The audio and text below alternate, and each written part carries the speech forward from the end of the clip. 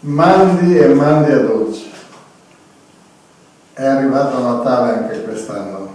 È stato un anno impegnativo, difficile, sia per noi qui in Friuli, sia per l'Italia ed anche per molti in giro per il mondo.